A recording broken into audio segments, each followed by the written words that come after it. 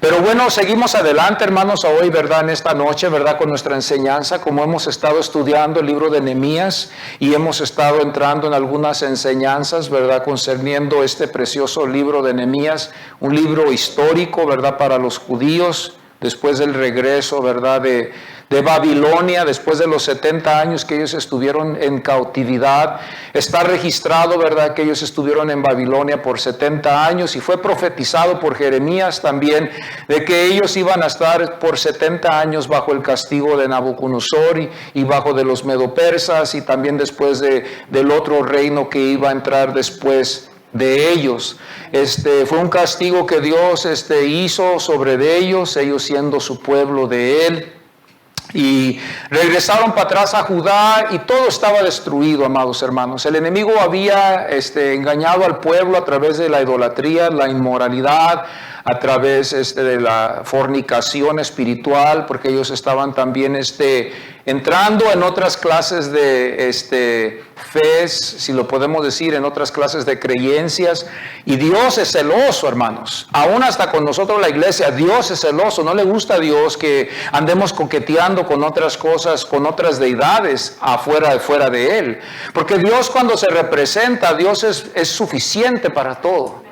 Dios es suficiente, no hay necesidad de buscar un Dios que sana, no hay necesidad de buscar un Dios que nos prospere monetariamente, no hay necesidad de buscar un Dios para que bendiga nuestros matrimonios, sino que Dios está Él en todo.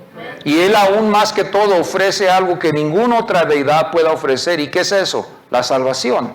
No hay otro Dios que pueda ofrecer salvación, no hay ninguna religión que pueda ofrecer la salvación. Jesús dijo: yo soy el camino, la verdad y la vida, ¿verdad? Nadie viene al Padre si no es por mí. Bendito sea Dios.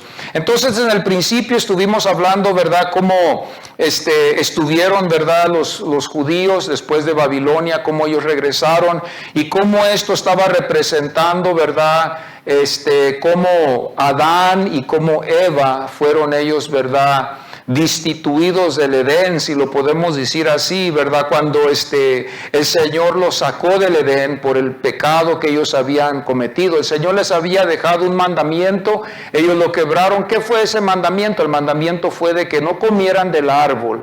Ellos comieron de ese árbol, pecaron, desobedecieron a Dios. Más que todo fue una desobediencia a un mandamiento que Dios les había dejado a estos dos seres humanos. Ellos no conocían el pecado antes, no habían sido como nosotros. Nosotros sí conocemos el pecado, lo conocimos, pero ellos no conocieron el pecado. Cuando ellos pecaron fue cuando ellos desobedecieron a Dios, comiendo de ese fruto, y de ahí Dios maldijo, ¿verdad? Y con el castigo sobre el hombre y de nosotros, y ahí es donde nosotros venimos, porque como nosotros somos descendientes de la raza humana, ahí es donde la raza humana principió.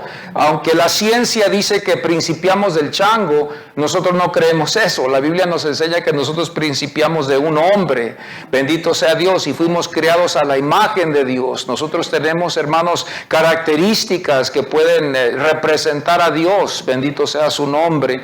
Y cuando Adán y cuando Eva estuvieron en el Edén, tuvieron el gran privilegio de estar en la presencia de Dios, de tener paz con Dios. No habían pecado, pero al momento que ellos desobedecieron a Dios en comiendo ese fruto, el Señor los sacó del Edén y le costó al hombre después poder establecer una relación con Él. Y esto es lo que pasó con Judá. Judá, hermanos, estuvo en el lugar donde Dios los había puesto. Estuvieron en una tierra donde fluía leche y miel, como el Señor lo había prometido por medio de la boca de Moisés, que Dios iba a darles una tierra donde fluía la leche y donde fluía la miel, donde había esta abundancia en la tierra, donde ellos iban a poder establecerse y poder sus familias también establecerse en el futuro después. Pero como ellos pecaron, el Señor envió varias advertencias por medio de los profetas Isaías, Jeremías, y ellos no hicieron caso, desobedecieron, no quisieron oír los profetas, prefirieron ellos mejor seguir lo que ellos pensaban que estaba bien.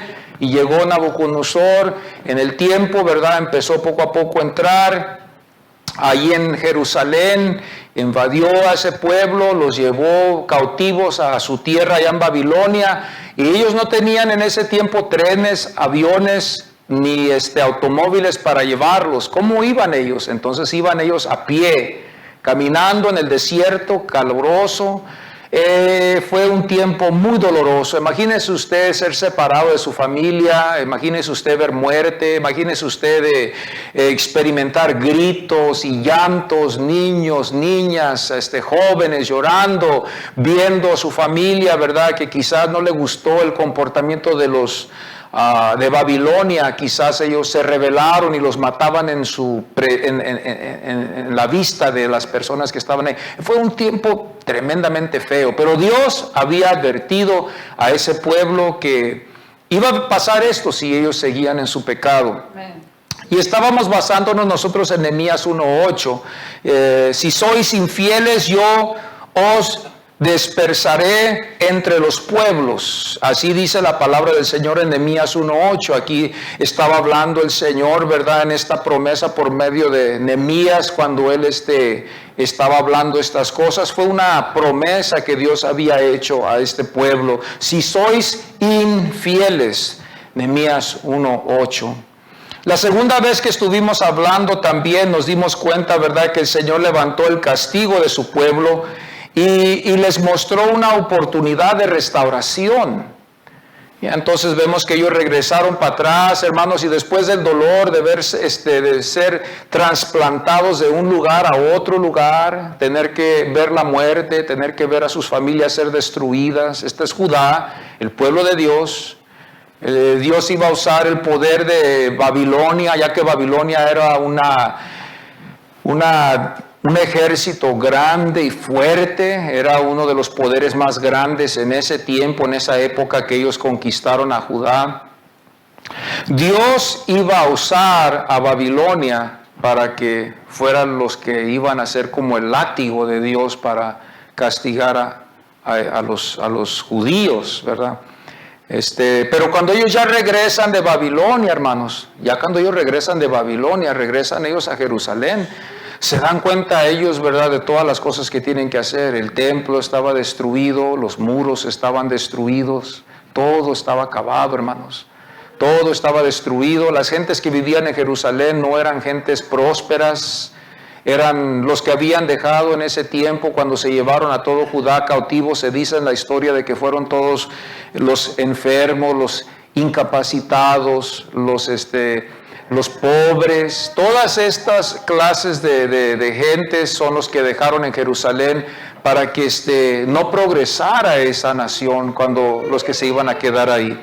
Pero nos damos nosotros cuenta, ¿verdad?, que Dios, cuando regresaron ellos para atrás y se dieron cuenta de esto, ellos se fijaron que el templo estaba destruido, los muros estaban destruidos, ellos necesitaban arreglarlo, necesitaban ellos buscar la forma en cómo le iban a hacer. Habían algunas cosas que Dios hizo. Dios permitió que todo lo que Nabucodonosor se llevó, todo el oro, la plata, todos los utensilios que se usaron en el templo, se almacenaran en un lugar como un trofeo, lo voy a decir así, para ver la conquista que tuvo Nabucodonosor, y todo estaba almacenado. Entonces, cuando dejaron que los judíos salieran de Babilonia, ya después de que entró otro rey, porque no fue Nabucodonosor el que les dio el permiso, parece que fue Ciro, ¿verdad?, el que les dio el permiso. Él dijo, ok, se pueden llevar ustedes el oro y la plata y el bronce que se llevó Nabucodonosor con ustedes. Esa es la gracia que Dios les dio a esta gente. Y esto lo hallamos en Nehemías 2:3. Y dice, cuando la ciudad, el lugar de los sepulcros de mis padres, y luego después dice, desolada, consumida por el fuego. Nehemías 2:3. O sea, nos quiere dar una idea de que el lugar estaba destruido, amados hermanos. En Nehemías 2:3 nos demuestra que estaba consumido por fuego. Ya 70 años habían pasado. Imagínense las ruinas que tuvieron que ellos ver y las reparaciones tan pesadas y grandes, ¿verdad? El trabajo iba a ser largo y se iba a necesitar mucho esfuerzo porque estaba destruido. Y esto espiritualmente hablándolo, también así estamos nosotros los hombres. Cuando nosotros los varones regresamos para atrás a los pies del Señor, hay muchas cosas que Dios quiere hacer en nuestras vidas. Quiere darnos forma, quiere dirigirnos el Señor, quiere ayudarnos a ser buenos esposos, buenos padres en el hogar. Que estemos atentos a las necesidades que hay en el hogar. Es esto muy importante en el cristianismo. Es triste que hoy aún hasta el mundo ha invadido en las iglesias y ha afectado mucho la oficina del varón, ha afectado mucho el ministerio del varón. Y muchas de las veces estas cosas se descuidan en muchas iglesias y no hablamos directamente con los varones, ¿verdad? Para animarnos, para orar los unos por los otros, para decir, hermano, tenemos que seguir adelante, tenemos que seguir orando, tenemos que seguir siendo sus pilares, ese ejemplo en el hogar, tenemos que amar a nuestras esposas. Tenemos que amar a nuestros hijos, no tan solo nomás con afección y cariño, sino que también con consejo. Tenemos que ser firmes en lo que nosotros creemos, no titubear, dar el ejemplo en el hogar, ¿verdad? Como varones. Y ahora yo sé que no somos perfectos y que damos el perfecto ejemplo, pero si lo damos, qué bueno. A Dios sea la honra y la gloria, porque nuestros hijos van a ser el fruto del ejemplo que nosotros les damos. Hay mucho trabajo que hacer, ¿verdad? No es un trabajo, basta con el trabajo que tenemos en la casa de darle el ejemplo a nuestros hijos y a nuestras hijas, la enseñanza que tenemos que poner sobre establecerle a nuestros hijos en una edad temprana, porque ya cuando están grandes, si no los instruimos, no van a querer oírnos ya cuando estén grandes. Ellos van a querer hacer sus decisiones, va a ser más duro. Pero cuando son tiernos, aunque son un poquito a veces se detienen en obedecer, a veces desobedecen. Si usted piensa que es difícil cuando son niños, va a ser más difícil cuando ya estén grandes, porque ya ellos van a decir, yo ya soy grande, yo ya cumplí mi cierta edad, y yo pienso que así debe de ser, ¿verdad? Sufrimos, los padres sufren como las madres sufren con sus hijos. Sufrimos, todos sufrimos, eso lo tenemos en común, porque si nos pusiéramos a hablar, ¿verdad?, de las cosas que a veces pasan, quizás todos nos soltaríamos llorando y, ¿verdad?, terminaríamos este servicio, ¿verdad?, tristes, porque vemos a veces que las situaciones se ponen a veces difíciles, a veces en los hogares. Los varones necesitamos ser fuertes, hermanos. El trabajo es grande. Cuando Judá regresó para atrás a Jerusalén para restaurar el templo y los muros estaban decaídos, las defensas estaban decaídas para que el enemigo pudiera entrar.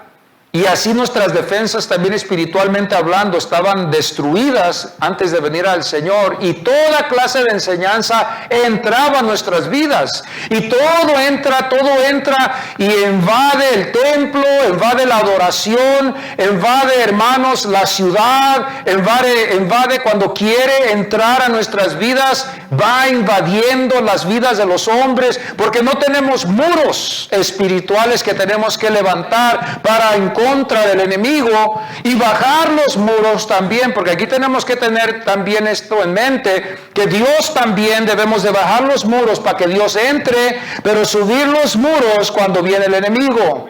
Cerrarle la puerta al enemigo y abrirle la puerta al Señor cuando el Señor nos llama a nosotros los varones a servirle. Esto es algo que tenemos que aprender a través del tiempo, ¿verdad? Yo como pastor tengo un doble trabajo en mi hogar, y gracias a Dios que ya mis hijos están grandes, pero cuando estaban pequeños es un doble trabajo, porque hay que instruir en la casa y hay que instruir en la iglesia también. Gracias le doy a Dios, ¿verdad? Porque ahora nomás el trabajo está aquí en la iglesia, de cuidar, de levantar los muros en contra de toda cosa que quiera venir en contra de la iglesia, en contra de ustedes. La doctrina, la palabra del Señor nos protege de contaminarnos, hermanos, con enfermedades espirituales y de ser engañados, ya que en estos tiempos estamos viendo que hay muchos engañadores. Y usted se va a asustar si yo le digo que quizás aquí en esta ciudad hay gente, hay ministros que andan engañando a la gente. Pero ¿cómo vamos a saber esto nosotros? Nosotros tenemos que estar sobre la palabra del Señor estudiando, tenemos que aprender la palabra de Dios, estudiarla todos los días, todos los días. Lo que aprendí hace un mes atrás ya se me olvidó, fíjese. Pero gracias a Dios que tengo el deseo de todavía seguir estudiando y mañana lo voy a aprender otra vez de nuevo. El día de mañana voy a aprender todo lo que se me olvidó el mes pasado. Esto es de tanto, darle sobre, dándole. Y si vamos aprendiendo, vamos recordando en nuestras mentes las doctrinas, vamos acumulando la doctrina en nuestras vidas y vamos estableciéndonos firmes para que cuando vengan otros a querer engañarnos, no nos engañen, no nos engañen. Que no venga una secta, que no venga otra creencia a querer engañarnos. Por eso a mí me gusta que mi familia sepa, aunque a veces duele y es duro, pero yo quiero que mi familia espiritual como mi familia física sepa la verdad de lo que hemos sabido. Pero ¿qué va a tener que hacer el padre? El padre tiene que estudiar la palabra de Dios, tiene que amar la palabra de Dios, tiene que amar el estudio para cuidar a su familia. Y tenemos que hablar la verdad, esa es otra cosa. Ahora, cuando estuvimos hablando la tercera vez, vimos el gasto. El gasto era el oro, la plata, el bronce, todas las cosas que se tuvieron que acumular para otra vez levantar el templo y levantar después los muros. Iba a ser una inversión grande. Usted sabe que la Biblia nos enseña, a través del estudio y a través de lo que podemos ver, que tardaron casi 100 años para poder ellos reconstruir el templo y los muros. Casi 100 años duraron porque hubieron pausas por el desánimo o a veces porque el enemigo, el adversario venía y servía de estorbo. 100 años, fíjese, después de salir de Babilonia, 100 años para llegar a ver el templo ya edificado, reedificado, y para llegar a ver otra vez los muros reedificados como deberían de estar. 100 años. Yo pensé antes que eran quizás 15 años, que quizás a lo mejor lo máximo, pero en la historia nos enseña 100 años para edificar el templo y reedificar otra vez los muros. Era un trabajo inmenso. Y las inversiones iban a tener que ser grandes y la cooperación de todos iba a tener que estar todo en acuerdo. Usted sabe, hermano, que cuando nosotros le servimos al Señor, todo tiene que ir en acuerdo.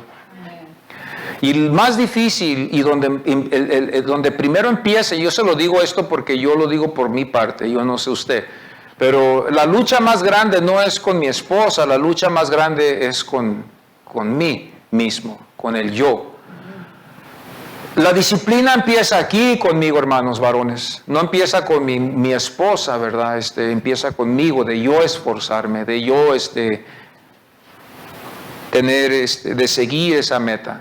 Estaba yo hablando con los hermanos el martes y yo quiero compartir esto con ustedes si ustedes están interesados en crecer. Es muy importante que cuando usted va a servirle al Señor, usted tenga una meta. Y usted busque esa meta y usted le sirva al Señor con todo su corazón. Si usted quiere predicar la palabra de Dios, satúrese de la Biblia. Satúrese siempre y nunca sea perezoso. Si usted desea ser maestro en la iglesia y desea enseñar a los jóvenes como también a los adultos, satúrese de la Biblia, porque usted tiene que saber lo que está hablando. Si no, y toma tiempo. Si usted no empieza ya hoy, mañana puede ser ya muy tarde. A veces nosotros por desesperados, nos ponemos desesperados, ponemos a cualquiera.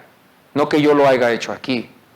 Pero si llegamos a eso, cuando yo necesite a alguien, por eso yo hoy, en estos tiempos, hermanos varones, estamos ahorita en la doctrina para que ustedes se preparen para el año que viene. El año que sigue después, ustedes están preparados, tienen un fundamento, ustedes entienden la doctrina de esta iglesia, son pilares de esta iglesia. Ustedes aquí es donde estamos, aquí es donde nosotros oramos, elevamos nuestras oraciones. Las inversiones son grandes, las inversiones fueron grandes allá. Nehemías 2:13 dice, estaban derribadas y sus puertas que estaban consumidas también por el fuego. Nehemías 2:13. 2:13.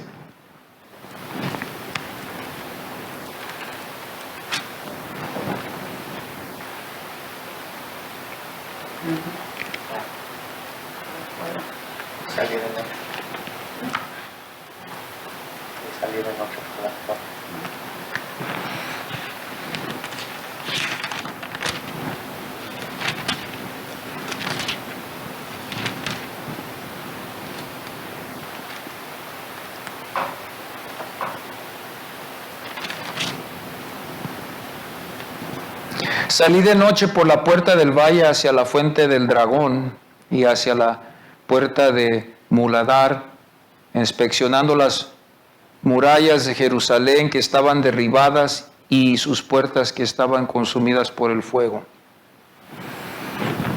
Esta iba a ser una grande inversión, amados hermanos. Imagínese usted para una compostura así. Estaba yo hablando, ¿verdad?, con mi hermano, y me estaba él contando cuánto va a costar una compostura de su carro. Y dije yo, wow, son caras las composturas. Y primeramente Dios, vamos a ver cómo lo hacemos, pero vamos a hacer lo que se tiene que hacer posible para echar esto a andar. Pero es una compostura grande. Hablé yo con mi hermano Daniel también, y también él estaba compartiendo conmigo la compostura que él tiene para su carro también. Grande, ¿verdad? Es grande el gasto. Pues no quiero que se sientan mal, pero la compostura para estos muros y para estos templos fue más grande que las suyas, mucho más grande. Y todo tenía que estar en acuerdo, todos tenían que estar en acuerdo. Y yo creo que esto, hermanos, viéndolo nosotros como varones, todo lo que tenemos nosotros, nuestro cuerpo físico, todo tiene que estar en orden. Todo. Físicamente tenemos que estar saludables. No podemos estar enfermos y sirviéndole al Señor. Porque le vamos a servir al Señor enfermos. No se puede. Tenemos que servirle al Señor de buen humor. Tenemos que servirle al Señor en un cuerpo saludable. Tenemos que servirle al Señor bien, como el Señor le agrada. Y con la disciplina que el Señor nos llama. Todo tiene que estar en acuerdo. Todo, para poder servirle al Señor. Todo el pueblo tuvo que estar en acuerdo. Y la inversión iba a ser grande porque iba a haber oro, plata, bronce. Ahí iban a tener que los jóvenes esforzarse para levantar las piedras. Iban a tener que ir los jóvenes para quitar piedras. Iban a tener que levantarse temprano para ir a derrumbar lo que se necesitaba derrumbar. Iban a tener que pasar noches largas para tratar de corregir ciertas cosas. El fundamento se tenía que reconstruir. Iba a ser un trabajo inmenso. Y así nosotros como varones también, y como sirvientes del Señor, como siervos del Señor, como esclavos, como un pastor lo dice, esclavos del Señor, que no tenemos nosotros el decir sí o no, sino que así sea, Señor, hágase tu voluntad. Nosotros tenemos que ver que todo tiene que ir en acuerdo. Porque si no va todo en acuerdo, no vamos a poder lograr la reconstrucción que Dios quiere hacer en nuestras vidas. Yo me doy cuenta que sirviéndole al Señor, tengo ya más de 15 años sirviéndole al Señor, y todavía hay áreas en mi vida que todavía no le he dejado yo a Dios entrar en mi vida. Son áreas en mi vida que todavía no ha entrado la luz divina de Dios a través de su bendita palabra, porque yo todavía no le he abierto la puerta al Señor en esas áreas. Y esa área necesita ser también curada.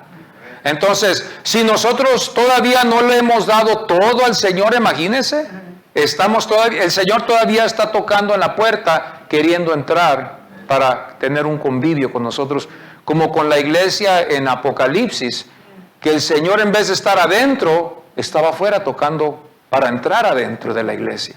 Fíjese, podemos nosotros a veces en la iglesia cristiana, supuestamente cristiana, tener a Dios afuera y nosotros estar adentro, y Dios está tocándonos porque quiere Él entrar en la iglesia. Y todos los que estamos adentro, en vez de ser cristianos, no somos cristianos. Hay muchas iglesias, yo les quiero decir esto, amados hermanos, yo me asusto cuando yo veo esto, pero hay iglesias que la mayoría de los que están ahí no son salvos, no han confesado, no han hecho su confesión de fe, no han sido bautizados en las aguas bautismales, pero van a la iglesia y llevan sus Biblias. Y les gusta oír la palabra de Dios, pero cuando se llega la oportunidad de recibir a Jesucristo como su único Salvador, no lo aceptan. Todavía no lo quieren aceptar. Pues hay iglesias donde la mayoría no salva. En ese sentido, yo quiero que usted me entienda. No vaya a pensar que yo estoy juzgando a los que son y los que no son. Yo estoy hablando de los que no son, que nomás llevan una Biblia, nunca han confesado a Jesucristo como su único Salvador y nunca han sido bautizados en las aguas bautismales. Y que la mayoría son así. Y nomás hay 3, 4 hermanos que sí de verdad son cristianos. Ya hicieron la confesión de fe, se bautizaron en las aguas bautismales y el pastor también. A veces hay iglesias que hay pastores que no son salvos. ¿Ustedes sabían eso? Hay iglesias donde hay pastores donde no son salvos, que no conocen al Señor, tienen el trabajo de pastor. Fíjense qué trabajo, qué deseo tienen esa gente. El deseo de ser pastor viene del corazón, hermano, pero yo le voy a decir algo, si alguien quiere ser pastor aquí, después en el futuro, usted va a sufrir, va a ser un sufrimiento total, y usted tiene que saber cómo balancear todo bien. Esto se lleva a través del tiempo, aprendiendo, pero yo le voy a advertir, esto toma tiempo. Porque ya después, ya entrando en la posición de pastor, todo empieza bien, más o menos, y dependiendo cómo es usted y cuánto de usted hay en usted. O sea, cuánto hay de usted. Si está Cristo en usted, bueno, está bien, lo van a insultar, lo van a maltratar, lo van a humillar, lo van a despreciar. Y va a decir usted, pues no me preocupo, al cabo a mí no me están despreciando, el que desprecian es a Cristo. Pero si hay una mitad de usted y una mitad de Cristo, yo le voy a decir algo, si usted no lo sabía, usted se va a sentir mal. Es el precio, hermanos, es el precio que se paga. Allí se pagó plata, aquí en esta historia se pagó plata, oro, bronce, todo para traerlo para atrás al templo. Y se le tuvo que pagar también a los que estaban trabajando ahí, la madera y todo lo que se iba a necesitar, los transportes, todo lo que iban a tener que traer de lejos para traerlo ahí a Jerusalén. Hubo desánimo. Los menores profetas nos enseñan nosotros, como el libro de Ageo y Sofonías y algunos otros, hablan de cómo se detuvo la obra. Parece que Ageo fue el más claro, donde habló de exhortar al pueblo, porque el pueblo ya se había mejor puesto a construir sus casas y se olvidaron del templo, y ahí es donde estuvieron las pausas. Se olvidaron ellos del templo. También después estuvimos hablando un poquito también de todo lo que se había consumido, toda la destrucción. $1,500, $2,000 no es nada en comparación al gasto que ellos iban a gastar ahí para reedificar el templo, para reedificar los muros, todo para ponerlo en orden para que el pueblo pueda regresar otra vez al lugar donde iban a adorar. Y aún Dios en el proceso tuvo luchas con ese pueblo, porque ese pueblo se detuvo varias veces, y no se pudo reconstruir bien. Vamos aquí a Nehemías 7, y luego vamos al último versículo 73. Y aquí estamos hablando ya cuando todos se reúnen, hacen un censo, si lo podemos decir así, no es un censo, pero están ellos reuniendo a todos, están tomando nombres, están tomando datos, viendo todos los que están ahí, ¿verdad? Y en el versículo 73 dice: y habitaron en sus ciudades los sacerdotes, los levitas, los porteros, los cantores, algunos del pueblo, los sirvientes del templo y el resto de Israel. Todos estaban allí. Y cuando llegó el mes séptimo, los hijos de Israel ya estaban en sus ciudades. Esto parece que fue de repente, parece que fue en un por medio de 10 años, un por medio de un año. Los que no leemos esto bien, ¿verdad? Esto toma tiempo y tenemos que ver comentarios, y no tan solo comentarios, también ver historia y llegar a la conclusión de cuánto tiempo ellos tardaron. Pues ya estuvimos hablando nosotros de esto, ¿verdad? Concerniendo del tiempo que ellos estuvieron en Babilonia, 70 años, eso es lo que está registrado. El castigo fue dicho de 70 años y 70 años se cumplieron. Cuando nosotros nos damos cuenta en este mismo capítulo, versículo 1, nos damos cuenta, dice, y aconteció que cuando la muralla fue reedificada y había ya asentado las puertas y había sido designados los porteros, los cantores y los levitas, puse al frente de Jerusalén a mi hermano Ananí y a Ananías, comandante de la fortaleza, porque este era hombre fiel y temeroso de Dios más que muchos. Vemos las cualidades que el hombre busca. El pastor busca cualidades así en los varones también. Temerosos, fieles del Señor. Esas cualidades rápidamente el pastor, el líder en las iglesias lo ve, lo capta y lo quiere utilizar para él. ¿Por qué? Porque es fiel. Sin puesto es fiel. Imagínense ya con un puesto va a ser fiel. Y poniéndome en el lugar donde él siente que Dios lo ha llamado, hermano, ahí hay un crecimiento donde va a dar mucho fruto para ese ministerio. Esa es la potencia del varón que se deja usar por Dios. De hallar su lugar y de dar fruto ahí, echar raíces, de dar fruto. Y la iglesia crece. El evangelismo, necesitamos evangelistas. Si usted tiene ese deseo de ser evangelista, vamos a hacerlo. De enseñanza, vamos a hacerlo. De cantor, vamos a hacerlo, pero hagámoslo ya. En el ministerio de los jóvenes, si ese es el llamado suyo, hermano, ¿quién mejor que usted? Que usted tiene los sueños de ver jóvenes venir, de llevarlos a ver, de ir al parque, a ver videos cristianos, enseñanzas cristianas, llevarlos de vez en cuando a salir en la noche, a cenar, los jóvenes. Yo el pastor, yo no lo puedo hacer, yo lo hacía antes. Yo me acuerdo cuando mi esposa y yo éramos líderes de los jóvenes hace muchos años atrás. Eso es lo que hacíamos los sábados. Vamos a salir, vamos a esto, vamos al otro, vamos aquí, con los jóvenes, claro. Y no éramos ricos, no teníamos mucho dinero, pero salíamos y contentos, estableciendo lo que se hacía, reuniones, vamos a comer, vamos a cenar, vamos a tener un convivio en la casa, vamos a ver una película de Jesús, y nos la pasábamos, pero bien, a todo dar, bien bendecido. Yo creo en eso.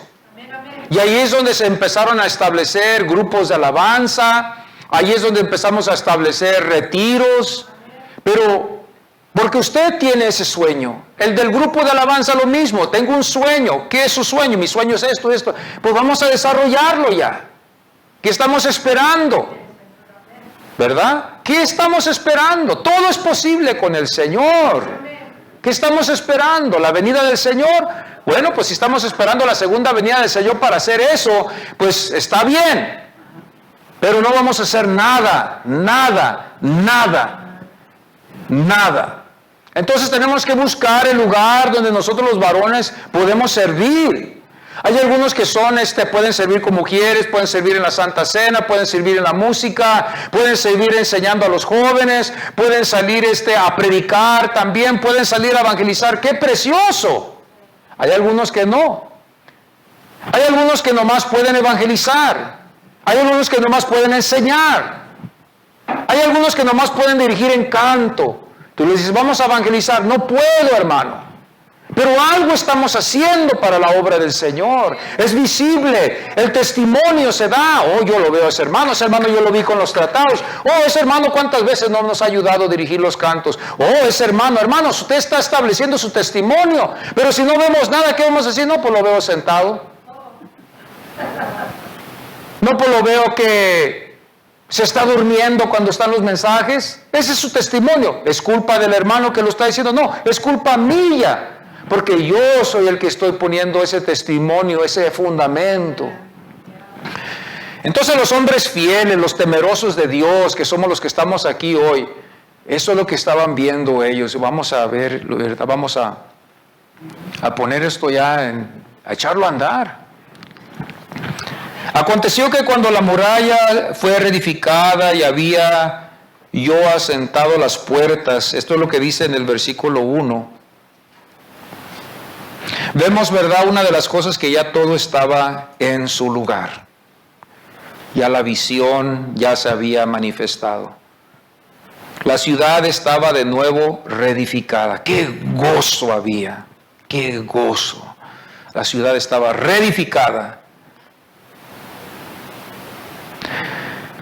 Los totales de todos ya estaban para darse, ya de cuántos habitantes había en Jerusalén y cuánto se gastó y cuánto había en ese momento.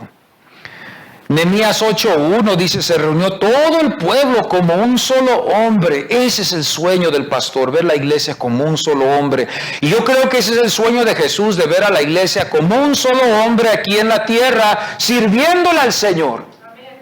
Ver a la iglesia como un solo hombre sirviéndole al Señor. Ese es el sueño del Señor, de ver a la iglesia unida. Y de ver, el pastor es lo que anhela, ver la iglesia unida. No bandos, unida. Vamos a todos a unirnos en oración y no tener bandos. Es triste, pero así pasa. Casi la mayoría, una iglesia normal, hay bandos. Hay. El versículo 1 dice, pidieron al escriba Esdras. El versículo 1 del capítulo 8 parece que es. Amén. Esdras era considerado como un escriba, ¿verdad? Él es el que sabía de la ley de Moisés, del Pentateuco, ¿verdad? De los 5 libros de Moisés. El Pentateuco, 5 significa 5. Y él era como maestro.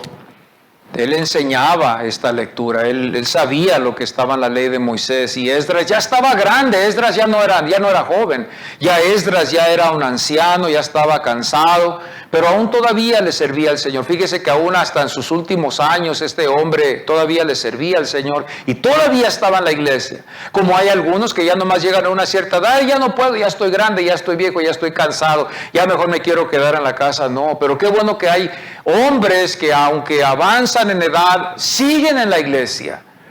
Son servibles porque dan el ejemplo a los jóvenes y a los de mediana edad a servirle al Señor hasta el fin. ¿Verdad que sí? Amén. Y los jóvenes les dan a los jóvenes el ejemplo de servirle al Señor. Nos damos el ejemplo, nos necesitamos todos. Si usted me da un mal ejemplo, y más que todo yo voy a ver el ejemplo del hombre, no de la mujer. Entonces yo voy a seguir ese ejemplo de Cristo. Y si es una hermana, pues va a seguir el ejemplo de la hermana pastora de aquí de la iglesia. El ejemplo, cómo ella se comporta conmigo, ¿verdad? Cómo ella trata a los hermanos, cómo ella se comporta, la energía que ella tiene en la iglesia, la visión que Dios le ha dado para el grupo de las hermanas. Así como yo, el pastor, ¿verdad? También los varones. Este es el plan, todos. Yo veo el ejemplo que me deja el hermano Mario, el ejemplo que me deja el hermano Danny. Hay áreas en mi vida que yo necesito copiar de ellos. Hay áreas, no piensen ustedes que no hay. Hay áreas ahí, no he llegado yo a conquistarlo todo. Hay áreas en nuestras vidas. Nos damos el ejemplo, vamos a la iglesia, vamos a servir, vamos a leer las escrituras, vamos a adorar a Dios, vamos a orar. Vamos, darles el ejemplo. ¿Verdad? Y muchas de las veces nosotros los varones vemos el ejemplo de los que están a los que están a nuestro lado, más que a veces al pastor. Porque a veces al pastor lo vemos como si no, pues él es un siervo de Dios, él tiene que hacerlo, él está allá, ¿verdad? Dios habla en su corazón, él tiene un llamado. No, yo no me puedo comparar con el pastor es un nivel ya diferente. Pero nos vamos a comparar con los que están a nuestro lado y decir, no, pues este hermano es igual que yo y él trabaja y yo trabajo y ahí es donde van los ejemplos. Esdras era un escriba, hermanos, que guardaba, ¿verdad?, la ley en su corazón y también la enseñaba. Y le pidieron en ese momento que sacara a él, ¿verdad?, los libros, ¿verdad? Ahí, ¿verdad? Para que enseñara al pueblo. ¿Cuánto se tardarían? Fue más que una hora. Nosotros aquí estamos un ratito a comparaciones a lo que ellos estuvieron en ese día cuando ellos iban a leer estos escritos de Moisés. Y todos estaban reunidos. Los del templo, los levitas, los sacerdotes, los siervos, los que mantenían el templo, esos eran los siervos, los que cuidaban, los que traían el agua, los que traían el plato, esos eran siervos. Y el pueblo que también apoyaba a la iglesia, los que traían sus ofrendas, los que apoyaban el ministerio, todo está basado en el Antiguo Testamento y fue ordenado por Dios. Los diezmos fueron ordenados por Dios para el sustento de la iglesia y para los que sirven en la iglesia también. Quizás usted no puede venir, quizás la hermana no puede venir, pues ¿a quién le queda el trabajo? Pues al pastor. Pero por favor, el Señor en su grandeza supo cómo establecerlo todo y decir, tráiganle para que coma. Pero el pobre se va a morir de hambre 2, 3, 4 días en ayunas y está cuidando y ustedes saben, hermanos, todo está establecido en el Antiguo Testamento para el mantenimiento del templo y también en el mantenimiento de la iglesia, aquí de la organización, de este órgano, de esta organización, de esta iglesia. También Dios así lo ha establecido. Es divino este establecimiento. Entonces, cuando usted habla en contra de las cosas que Dios ha establecido en la iglesia, tenga cuidado porque usted está hablando en contra de Dios. Está poniéndose cara a cara con Dios. Decirle, esto es lo que yo veo y esto es lo que yo veo. Y pensamos que estamos hablando mal de Moisés, pero estamos directamente hablando mal en contra de Dios, porque es un divino mandamiento ya, viene de Dios. Y Él es el que estableció y le dio el fundamento al templo, a todo lo que se llevó a cabo, todo. Eran sombras de lo que iba a haber ahora aquí en la iglesia. Entonces todo va en orden, para que la iglesia no esté muriéndose, ni esté decaída, ni esté, pues aunque sea está en pie, las luces están prendidas, el agua sigue corriendo, hay alimento, si algo se necesita se va a hacer y la obra sigue adelante. La obra sigue adelante. Entonces este era el plan, de leer también las Escrituras. Antes de que la reforma, hermanos, se desarrollara a lo que se desarrolló y lo que somos nosotros el fruto de la reforma allá, ¿verdad? De los antepasados en los 1700, cuando la reforma empezó, después de que nos dividimos de la iglesia católica. Hubo muchas guerras y muchos desacuerdos y luchas con la iglesia católica y uno de los más grandes representantes ahí era Martín Lutero. Y después llegaron otros representantes de la Reforma que también nos representaron a nosotros. Y de ahí se desarrolló otras denominaciones que salieron más después. Pero ellos fueron los que iniciaron esto. Si nosotros somos de la iglesia originalmente, bueno, el plan, dicen, está en la historia de que Martín Lutero no quería él salirse de la iglesia, sino que él quería que la iglesia católica cambiara sus tradiciones. Y este hombre, pues, no pudo. Pero el plan de Martín Lutero era de seguir en la iglesia católica y convencer a los que estaban en ese tiempo, el papado y todos los que estaban encargados ahí, a convencerlos a obedecer lo que dice la Escritura y dejar las tradiciones. Ellos no quisieron, ellos prefirieron mejor seguir las tradiciones y seguir las ordenanzas que ellos habían hecho. Entonces ahí es donde Martín Lutero, ¿verdad? Se separó. Pero una de las cosas que Martín Lutero nos dejó a nosotros es de solo las Escrituras. Y aquí en este contexto de esta Biblia, nosotros como varones también podemos llevar este ejemplo de regresar a las Escrituras, más que todo. Que las Escrituras sean nuestra base y que sea el amor y la pasión nuestra de leerlas, entenderlas, estudiarlas, de aplicarlas. Aplicarlas, es inmenso el trabajo. Pero poco a poco vamos añadiéndole un ladrillo a esa barda, a ese muro, para que un día esté ese muro grande. Bendito sea Dios. Este reformador, Martín Lutero, exhortó a regresar a las Escrituras, a leer las Escrituras, que ese era el plan de la iglesia que iba a reformar la doctrina. Es una reforma. Aquí hubo una reforma en un sentido, cuando nosotros hicimos esta reforma hace 3 años. No fue una reforma nacional, pero estamos hablando de reformar, regresar a las Escrituras, hallar lo que se necesita aplicar y aplicarlo. Aquí Martín Lutero, allá en el 1600, vio que la fe era la base de todo, que el hombre por la fe iba a vivir, el justo por la fe vivirá, ¿verdad? Eso es como lee en Romanos y en Habacuc, parece que es Habacuc.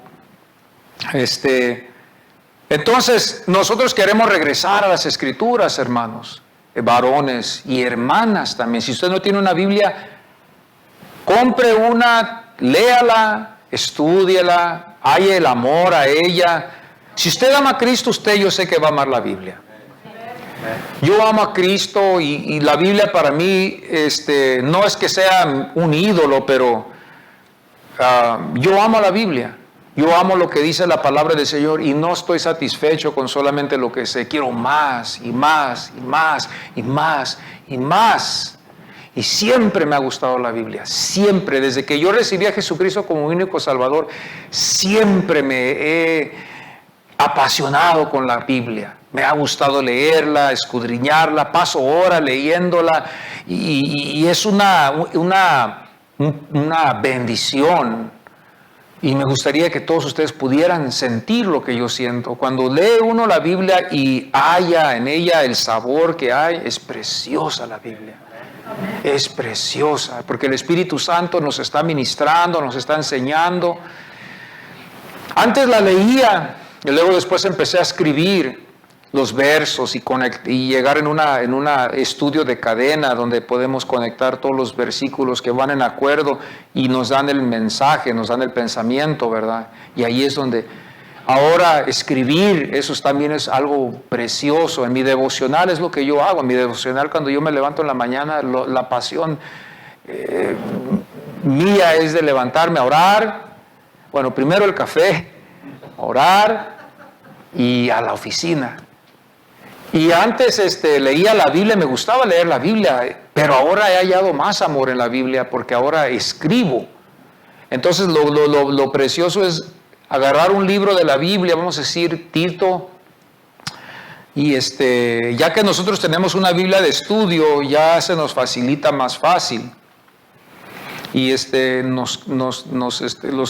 quiebra los temas en pedazos, o sea, va a decir este versículo del 11 al 20 se trata de esto y luego del 21 hasta el 30 se trata de esto. Se quiebran pedazos para que usted pueda entender el tema. Entonces ya le da una idea más o menos a usted de lo que se trata, ¿verdad? Entonces ya yo voy en temas, ya no voy en capítulos, en temas.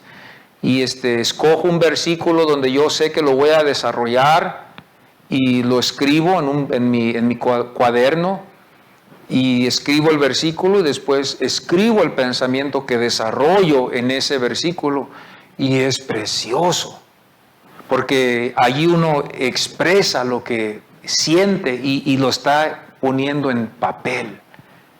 Escribir su pensamiento del versículo. Y cada día lo hago y cada día, hermano, es una bendición.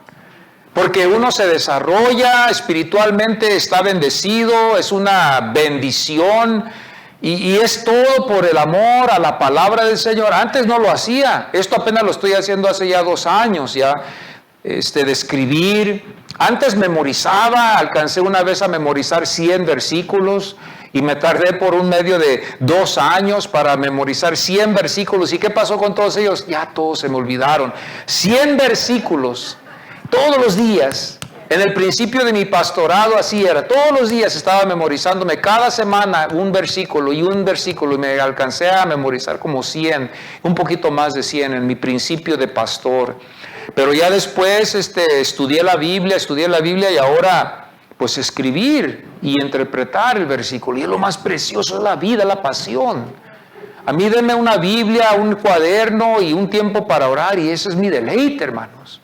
Y mi esposa, que esté en buena salud también, claro, ¿verdad? Y que esté también. Y mi esposa también, es muy importante que tu mujer, la esposa, también participe en esto. Que participe en el sentido de que te dé el lugar para hacerlo, hermano. Porque claro, no quieres que tu esposa esté tampoco en desacuerdo, ya estás sobre la Biblia, y ya estás, y a mí, y acá, y acá, y allá. Uno se va a sentir mal y se va a desanimar uno, ¿verdad? Entonces que la mujer también apoya al esposo en ese sentido. Ella no está presente ahí conmigo a las 5 de la mañana, pero con su apoyo y con su confianza de que estoy estudiando y escribiendo, es una bendición. Ya después con ella leo la Biblia y a veces nos desarrollamos un tema, platicando de un tema, y a veces solamente platicar con ella, con mi mujer. Eso es lo que necesita, eso es lo que el tiempo roba ahora. El hombre ya no tiene tiempo para orar. Tenemos que sacarlas a cenar, tenemos que sacarlas a llevarlas, al cine, para platicar con ella una vez a la semana. Quizás 2 veces a la semana, 3 veces, pero es menester platicar con ellas todos los días, darles esa atención como mujer, porque las amamos, claro, al menos de que pensemos de verdad, y eso no es válido, de pensar de dejar y buscar a otra, entonces ya eso está mal, ya necesitamos una consejería en ese caso, pero cuando somos cristianos buscamos esa confianza con nuestras mujeres, pero todo regresando a las Escrituras. Regresando a las Escrituras y buscando en las Escrituras lo que nos enseña. Como dice en el versículo 8, el capítulo 8, versículo 1,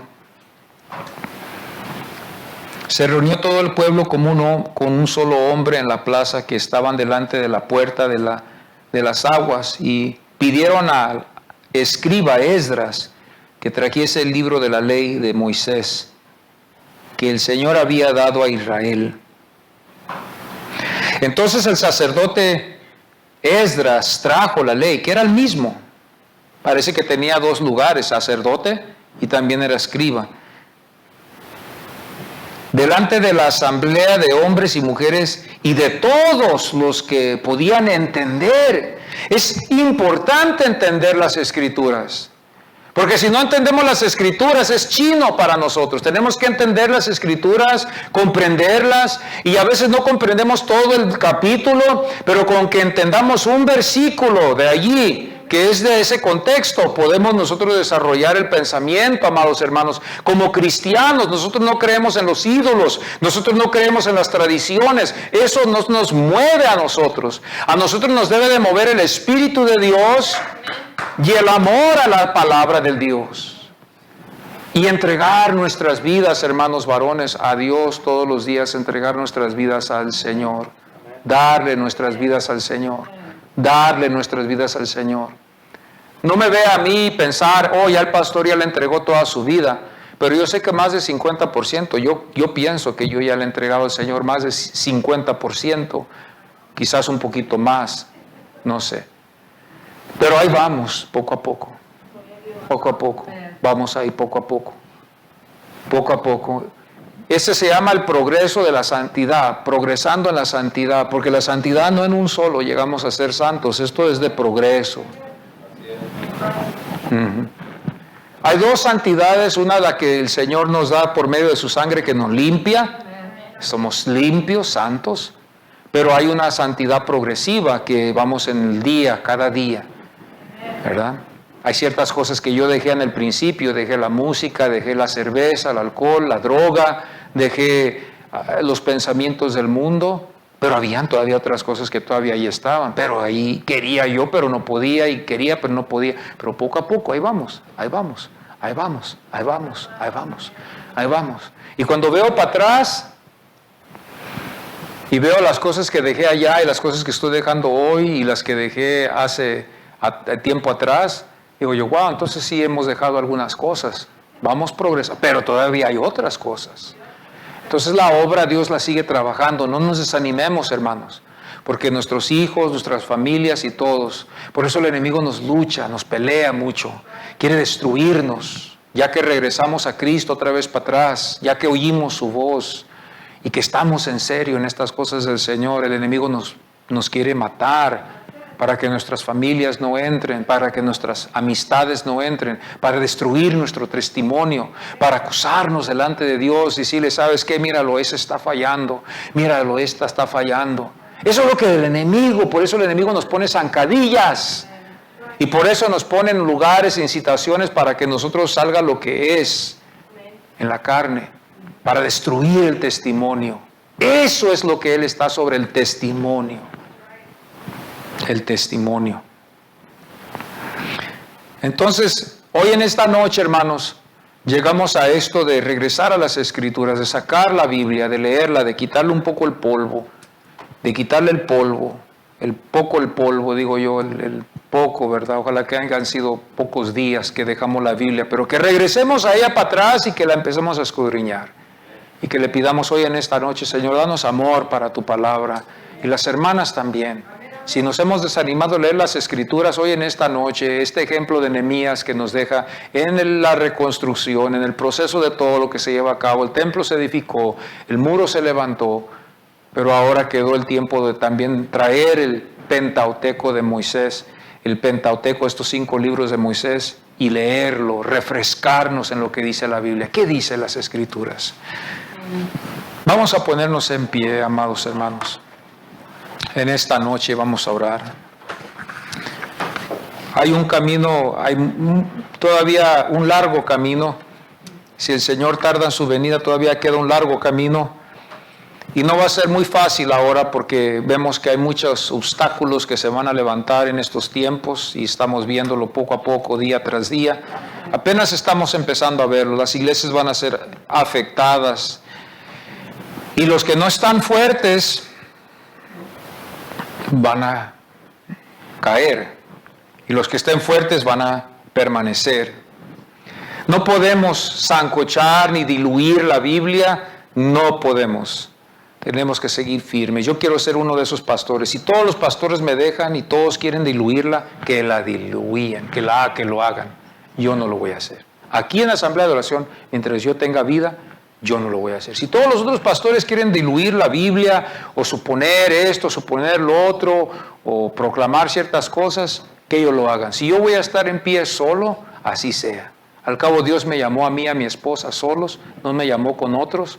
No me estoy preocupando de tener el apoyo de todos. Yo quiero agradar a Dios, lo que dice aquí.